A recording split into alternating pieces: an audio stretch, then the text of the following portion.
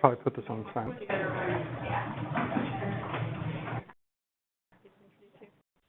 That's fine. I can do whatever. I didn't plan a big introduction. No. I just planned to start speaking. That's fine. Yes, and I'm on silent, which is the most important thing. I guess everyone.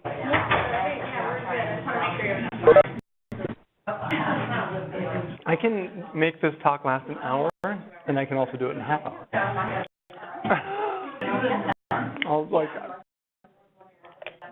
I'll have some time if you have questions.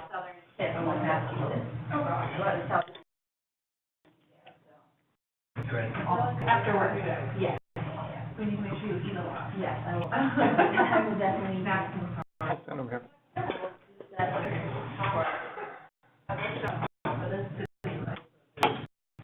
We'll get started, and we have some people who I think are logging in remotely, so I'm just gonna get rolling here. I have a lot of slides, and I'm probably gonna go through them relatively quickly, but if any, I'll leave some time at the end for questions.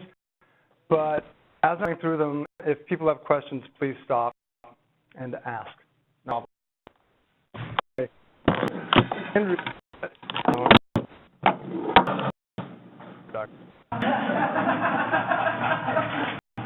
No, she didn't. No, she didn't. I told her that I would.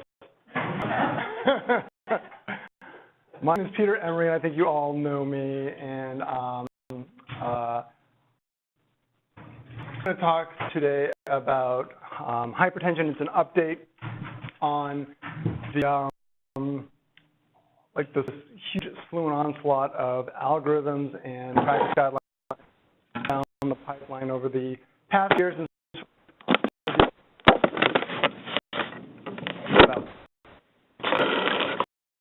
I'll talk a little bit at the end about what we're doing at Intermed to take better care of our patients with hypertension.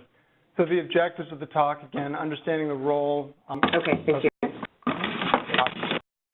hypertension, understanding how to make an accurate diagnosis of hypertension, and also reviewing the approaches to getting patients to goal. So over the past few years, there've been a lot of guidelines. I'm sure you've all seen them that have come out about how to manage people with hypertension, what the goals should be, how to get them to goal. Everyone's familiar with the JNC7 guideline, and we all sort of got comfortable with that. It's a little complicated. I think everyone is pretty good with it. And then about in 2014, there's just a whole of things coming out with different societies with different ideas about what to do. Honestly, it's a lot of hair splitting. And then this winter, Ours and Family Practices professional organization came out with their own guidance for how to manage patients with hypertension who are age 60 or older. So the JNC7, I'm not going to go through these guidelines individually, these algorithms, these decision support things, but I just want you to just sort of see them and see how much there is out there. So there's JNC7, many of us remember this, and there's JNC8, and there's the American Society of Hypertension, International Society of Hypertension Guideline, American College of Cardiology, American Heart Association, and CDC guideline. They're all, we count there are a lot of guidelines. And this is sort of a lot of differences among the various guidelines. Again, I'm not going to go through them because honestly, it's a lot of hair splitting. But to sort of illustrate how confusion can arise, when all these guidelines come out around the same time with different sort of preferences for patients. And then, of course, this year, our professional organization, the American College of Physicians and the American Academy of Family Practice, came out with recommendations for patients who are older. And I will go through this because I think this is an important point. Exactly how to manage and what the goals should be for patients over 60 with hypertension it's just not clear. It's not well supported in the literature either way, and there are people who feel very strongly about it on both sides of the coin. As Ellen knows from going to the American Society of Hypertension meeting with me last fall, people have to sit and debate this. But anyway, the national organization and primary care organizations think that we should probably be targeting a higher goal for people over 60. And just to review, the three recommendations are treatment for systolic blood pressure above 150 with less than 150 for people 60 years older. We're used to seeing this 140 number, but most is probably okay. And some populations, people with strokes, may want them to be less than 140, and people who are at higher cardiovascular risk, defined by 10-year cardiovascular risk using your risk calculator, 15% or higher, history of cardiovascular disease, chronic kidney disease, diabetes, metabolic syndrome, and even over age 75, you can consider lower targets for these people. And they also underscore the importance of shared decision-making when determining a blood pressure goal with a patient over the age of 60.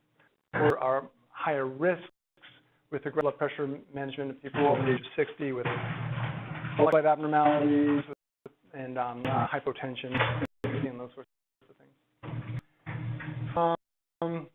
So what are the standards of care around blood pressure and check up blood pressure in the office, and what do you mean? These are the basic standards of care. Blood pressure in the office. A few years ago, everyone was sort of trained in this, and this is, I think people have a lot of familiarity with this at Intramed, but I'll just sort of go through it as a general refresher. You can use a manual or an automated blood pressure cuff, doesn't matter. As long as you're using it correctly, they're both good. If it's a visit during which you want to have a good blood pressure for screening for hypertension or for managing hypertension, you want 2 readings at least. If they're in and they're screaming in pain because they have a ruptured herniated disc and screaming sciatica, not there, the blood pressure is going to be high anyway, don't worry about it. But for special blood pressure visits, it's an annual physical and a screening test, or you're managing the hypertension at a visit, you want a couple of readings and get the average. That's like, and then these are the approaches you should take to the patient when doing the blood pressure. This is what the nurse should be doing. Otherwise, the measurement will be inaccurate. You want the patient seated, with back supported, feet on the floor, not dangling or crossed. Be resting for about 5 minutes if possible. That's when rechecking when you walk in the door often comes into play. You want to check over a bare arm. It's not great to do it over a sweater or a shirt sleeve. An appropriately sized cuff. I wasn't get into how to cuff size today because that would take us off a tangent, but if you have questions about that, you can ask now, ask me at the end of the discussion, or email me. It's very easy to do.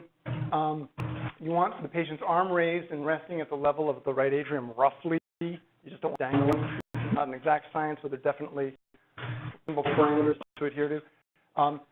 Estimate the systolic blood pressure by palpating the radial artery when you use a manual cuff. So you want to get an estimated systolic, so you don't underinflate.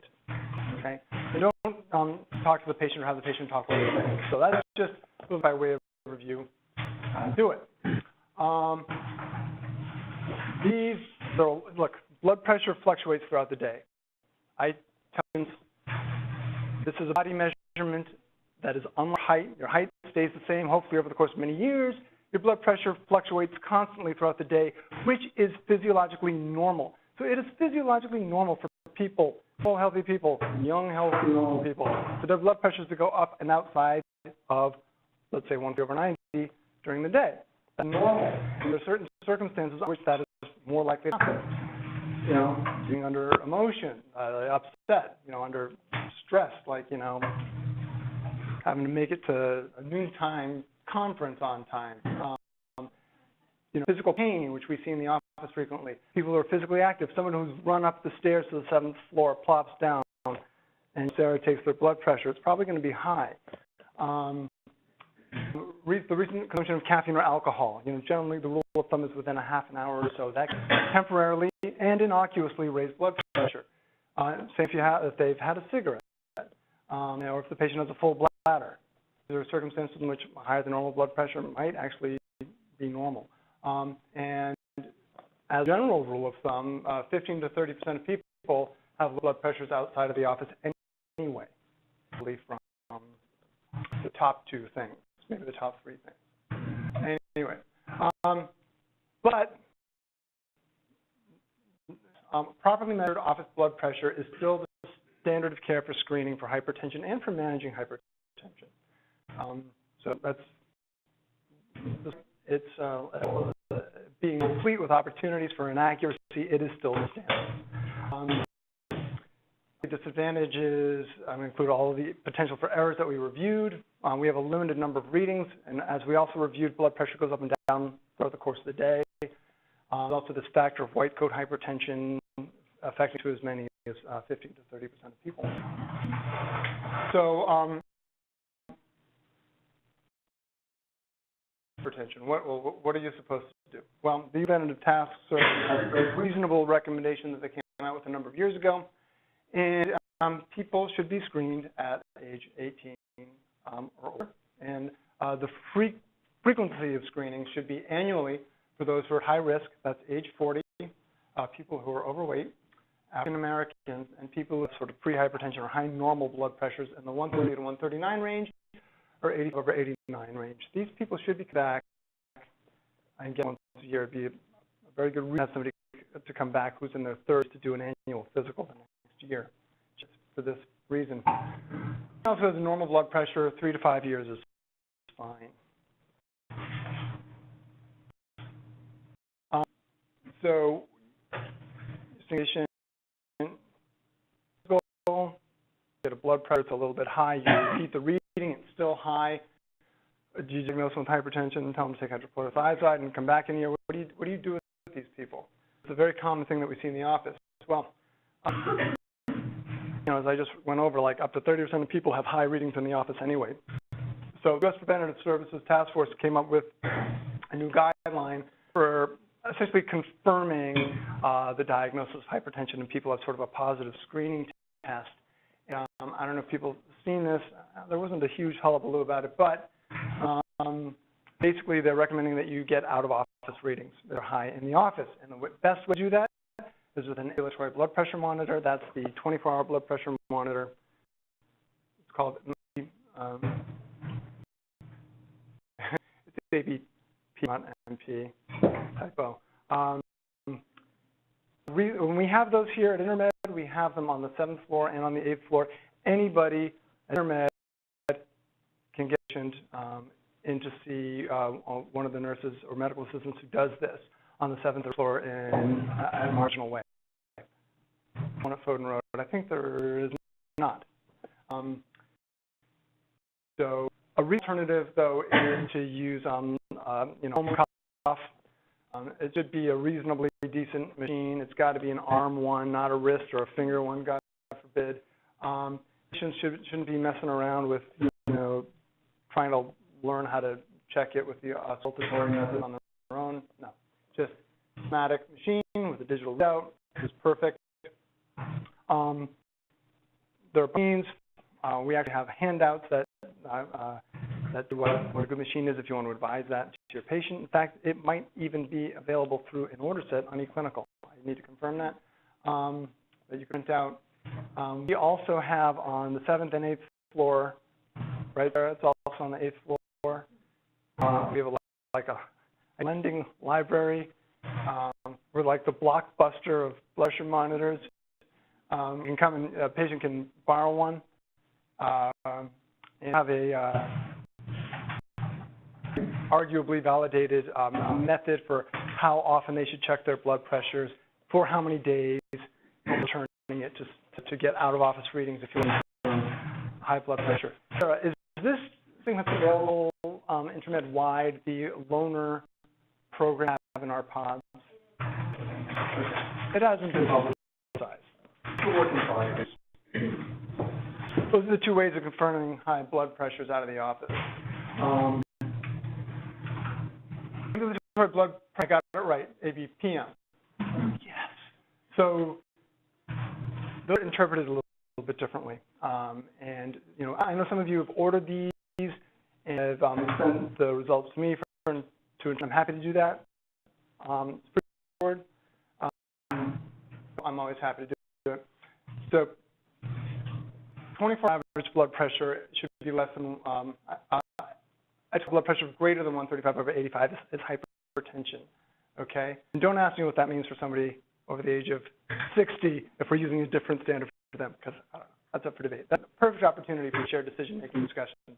And time readings should be less, greater than 140/90 is hypertension. Nighttime readings, which are important, should be less than 125/75. Nighttime blood pressure is actually a better predictor of total mortality than daytime blood pressure, just as an interesting FYI. Most people don't get ambulatory blood pressure measures. You don't have an opportunity to see that very often, but it's interesting to know. The blood normally falls at night by about 15%. This is called dipping, and who are non-dippers have higher risk for total mortality. So you'll see that when if you order an ambulatory blood pressure monitor on a little plot graph.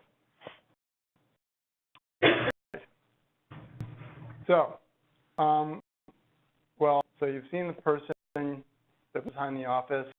You've compared either with the home blood pressure readings or an ambulatory blood pressure monitor that they have hypertension. What do you do?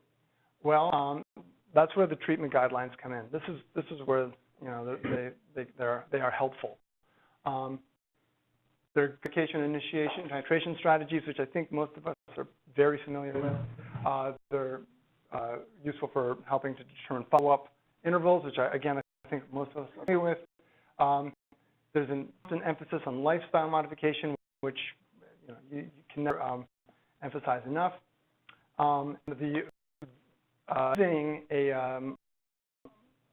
Using the several available algorithms allows practices to standardize care, especially if you want to measure outcomes. These basic lifestyle modifications, you guys have seen, these were pulled from JNC 7, and they sort of, you know, they don't change. What I find interesting about them that are helpful is that they do estimate, having these discussions with your patient, with sort of what sort of bang for the buck they can get out of doing things. So with weight reduction, you can get a 5 to 20 millimeter of mercury reduction in blood pressure. If you eat the DASH diet, you can get 8 to 10 millimeters. Dietary sodium reduction, 2 to 8 millimeters of mercury. Physical activity, regular aerobic physical activity, 30 minutes a day, most days of the week, gets you 4 to 9, even if there's no change in weight, and moderating alcohol consumption. So there's some meaningful blood pressure reductions to be gained from lifestyle modifications. I believe that this is also available through the hypertension order set. I will confirm that. Try to pursue lifestyle changes with somebody who has, say, mild or stage 1 hypertension. How soon do you see him back? It depends kind of on what algorithm you're looking at, but 3 months is reasonable. If it's a goal and they're really trying, they might need medication. So if you're going to start your patient on medicine, we all know dozens of medicines to choose from, probably a dozen of classes of medicines to choose from. Which one do you start with? Again, I think people in primary care are very familiar with this. Just by way of review, if you start pharmacotherapy, you probably want to get some baseline testing. Serves a couple of good purposes. It gives you some baseline labs from which to compare future labs, but also it's like the quick, dirty way of screening for secondary causes of hypertension. You want to make sure that there's a CBC, UA, renal function, so potassium, calcium. You just want to get an EKG, looking for sort of LVH or sort of any kind of end organ damage there. And why get a CBC?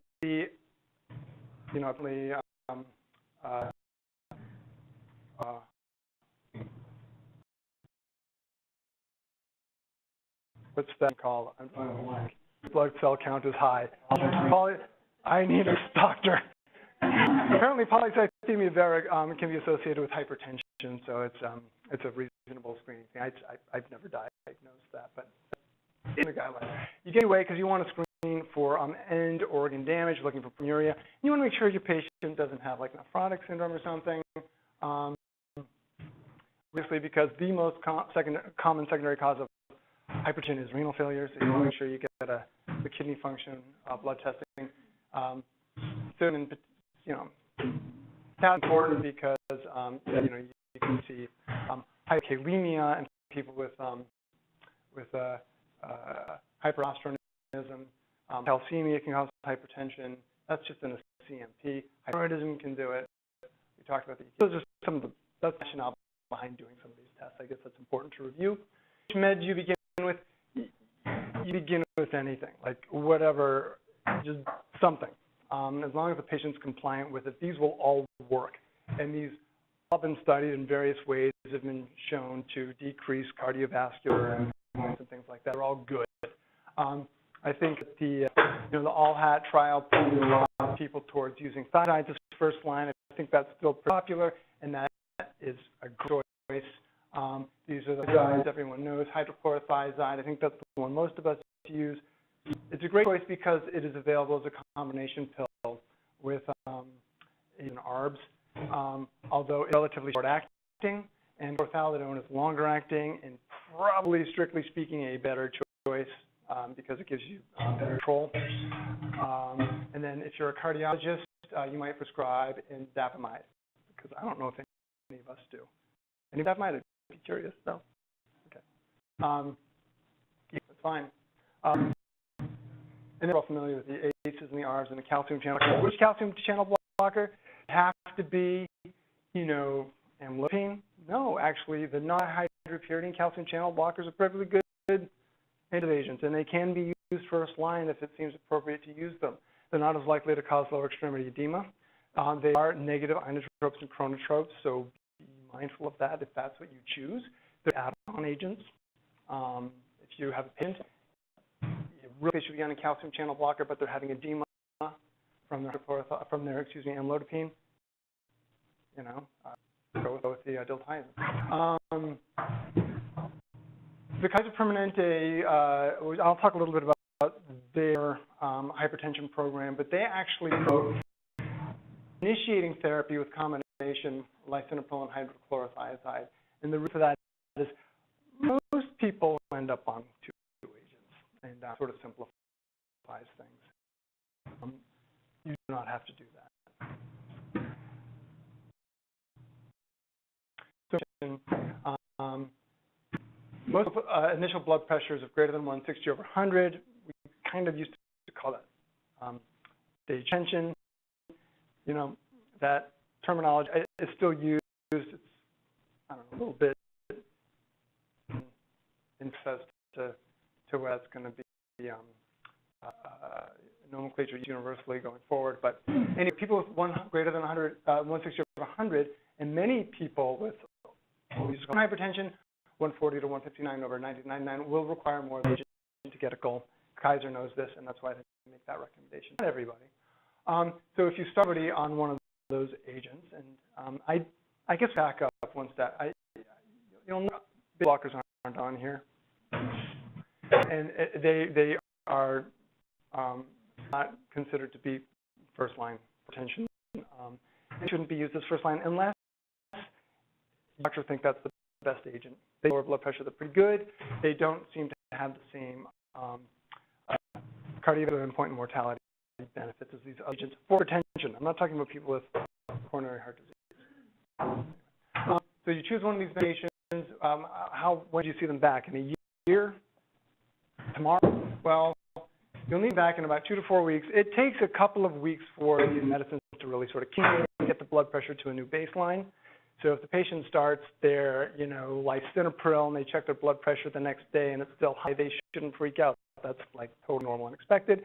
It does go down, that's great, no big deal. But it's important to know this. I think most people here do know that. Come back in 2 to 4 weeks, recheck their blood pressure. If it's an agent that might affect kidney function or electrolytes, like if it's an ACE or an ARB or a diuretic, you'll want to check the metabolic profile. If it's a calcium channel blocker, you wouldn't need to do that. You also want to just assess for tolerance and compliance, because if your patient is not at goal, the common reason is that they're not taking it. You know, I don't want to label them as non-compliant. Sometimes there's a very good reason that they're not taking it because they have an intolerable side effect. And maybe the intolerable side effect is embarrassing to them. They don't want to bring it up, like erectile dysfunction or something, or libido. So it's important to assess for that. And if you suspect it and you think they're not being totally truthful with you, you can always have your medical assistant or nurse call the pharmacy to see when it was last filled. And that's going to get you 90% of your resistant hypertension right there. So what do you do? Strategies are valid. All of these strategies have been studied, and you can sort of pick what works for you or the patient or both. Maximize a single agent, titrate them up to a maximum dose, like you can get up to 40 of lisinopril. Or you can add a second agent, like for me. I usually don't go above 20 on lisinopril before adding a second agent. Usually diuretic. I start with lisinopril. And then, you know, for a couple of weeks, and you sort of keep doing that, just like with people when you get their blood sugars to goal. You keep seeing them back until you can get them to goal.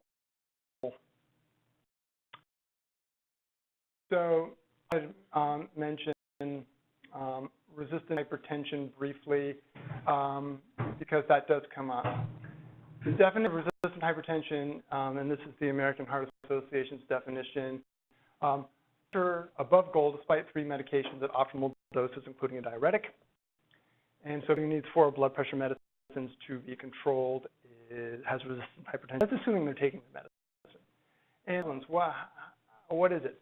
It's 2 to 12% in the hypertensive population. It's pretty common, right?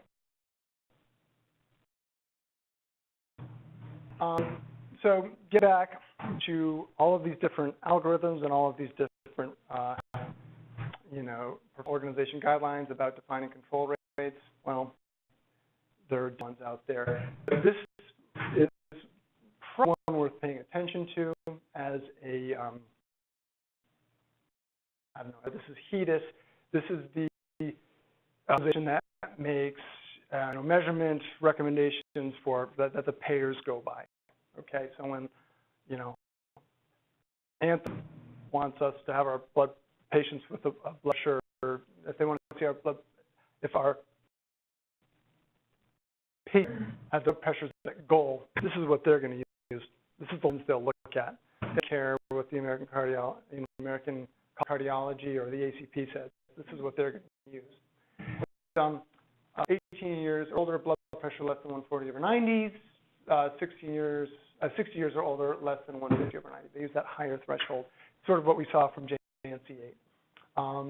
And then there's also NGF is another sort of quality metric, and they use 18 to 85 with a blood pressure of 140 90. And in our hypertension pilot, we did go with the NQF 18 measure. Well, I think that's probably going to change. Hypertension prevalence, I probably should have mentioned this at the beginning. I didn't. I'll mention it now because this is where the slide is. It's 1 out of 3 American adults have it. 2 Americans over the age of 60 have it. No control rates, and this is from 2010. It's probably been updated. I haven't seen it. But great. National control rates of people with hypertension is about 52%. Although rates of greater than 80% when managing a population, those rates are possible. So, intermed. Well, hypertension control rate at intermed, 70%. I mean, that's very range, low of 50 and high of 83%. As a review of the national is about 50%. The Dartmouth has a comprehensive hypertension program. Their control rates are 82% as of about a year and a half ago. I don't know what they are now. Kaiser Permanente's control rates are 87%. And Kaiser is the HEDIS guideline, which has a higher cutoff rate for people over 60. So, well, basically the American Heart Association, I know that's not an issue, but these are, cardio, kind of know what they're about with hypertension. They basically say that, look, to take care of hypertension is not to get an algorithm and, put in front of everybody's desk and hope everybody uses it, but to have a somewhat population health approach that in patients and engages the entire care team. That was their sort of statement in the science advisory from 2014. It's saying we can't just keep throwing algorithms at people. If you really want to take real care of a population of patients with hypertension, you need a systemic approach. And I think that's true. So the elements of a successful comprehensive hypertension program. I mentioned Dartmouth. Kaiser's was published in JAMA, huge article a few years ago. The VA is a huge one too, and they've had a lot of success. I didn't include that at all in this talk because it's just too confusing, and nobody else uses it. But these are the elements, the effective tracking mechanisms which we have here at InterMed. People reporting control rates to providers at regular intervals. We do that with lots of other things, and we have the capacity to do that with blood pressure. Use-based protocols by clinical teams. So it honestly does not matter which kind you use as long as you use one, and it probably should be the same one used by everybody. Engaging the entire team, and there are ways of doing that. Engaging patients, and there are ways of doing that as well, and we've done that in hypertension pilot. So some of you might have seen this slide before if you've ever heard about hypertension, but Continente was able to improve their hypertension control rates from a paltry 40-something percent in 2001 over 10 to 87%. And they got the biggest bang for their buck by basically saying the hypertension control rates of doctors' practices and making that transparent. Just showing everybody how they were doing. They went to 80% without doing it. They also provided some decision support with a evidence-based algorithm. So what about our hypertension program? Well, it's sort of not fully up and running. It's ready to be, but I'll just review some of the elements of those of you who are in the hypertension pilot pods have been with this. But